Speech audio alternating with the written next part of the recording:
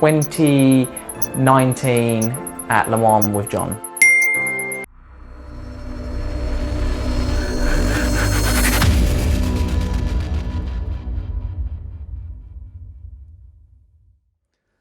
Hello folks, welcome to another entry of Destinasi GP, and I speak to you not from a circuit once more because we're still in the midst of our mid-season summer break.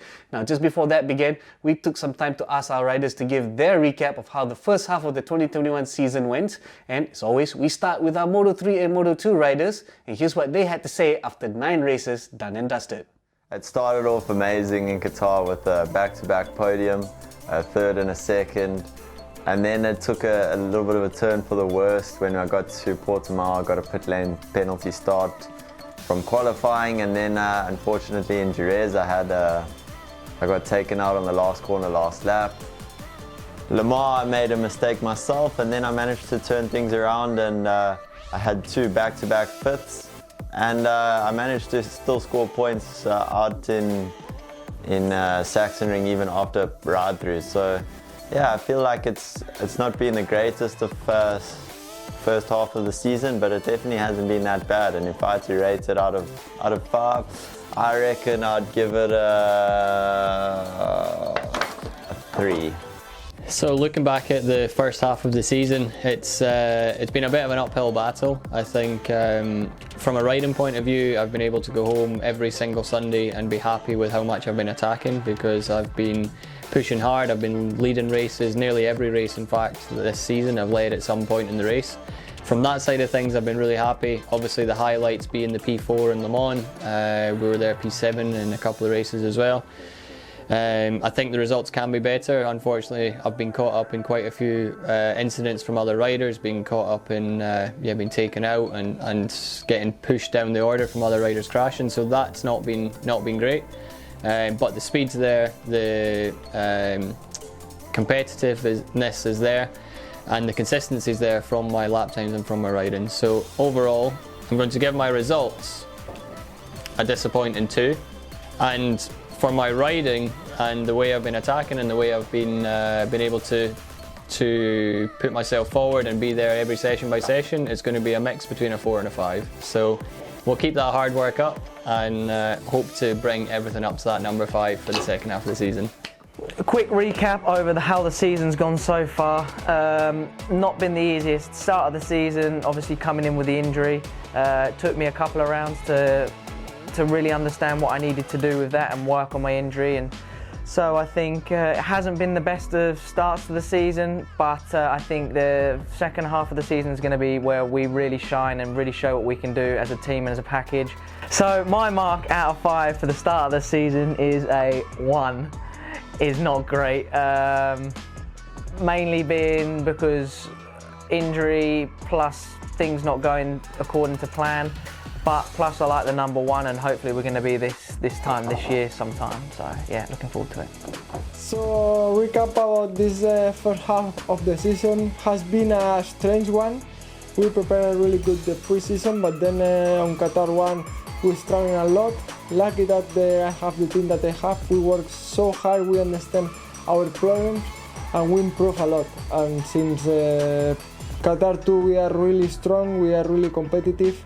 Of course, we have bad luck and we can't achieve the results we all want, but we achieve nice front rows, nice podium, so happy for that, and yeah, I'm happy with the job done, and I think we have a really good potential for the second part of the season. 3 from 5, because we are really competitive so fast, but we don't finish enough races on the positions that we want. Yep, it's been a mixed bag so far for both our Moto3 and Moto2 squad, but there were still plenty of moments to revel in, namely the double podiums that Darren scored in the desert, as well as Xavi's home podium in Catalonia. By the way, you can relive all these moments through our past entries. Now moving on to our MotoGP squad, and here's what living legend Valentino Rossi had to say when it comes to summing up the first half of 2021. The first half of the season for us was not fantastic because we're struggling a bit, and we know that it's difficult because the level of the riders and of all the bikes in MotoGP is very high. So we know that we have to fight hard, but we want more, we expect more. So we want to try to make a better result and to work hard for the second half of the season. Yep, all of us can agree that the MotoGP squad has had a tough one so far, more so following Franco Morbidelli's recent knee injury and subsequent surgery. Well, let's hope Frankie fully recovers and makes his racing return very, very soon. In the meantime, let's take a look at our recent quickfire quiz game, and Frankie still leads the leaderboard, but let's see if Jake Dixon has what it takes to top him. Here's how the Brit fared.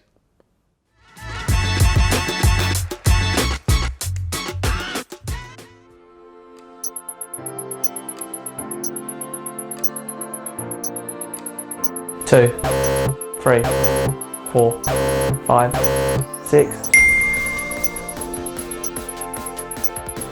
5.5 kilometers long.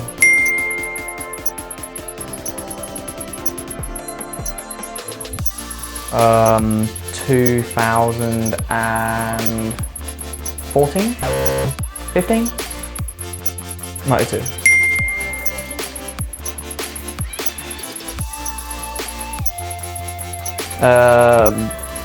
Two, 3.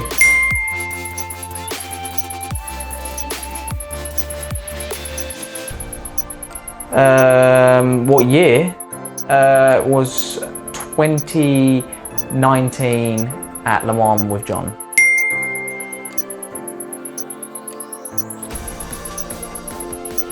I don't know. 4,000 meters. 100 meters. 200 meters. 300 meters. 100. 500. 550, 5, 4, 50, 455, 454.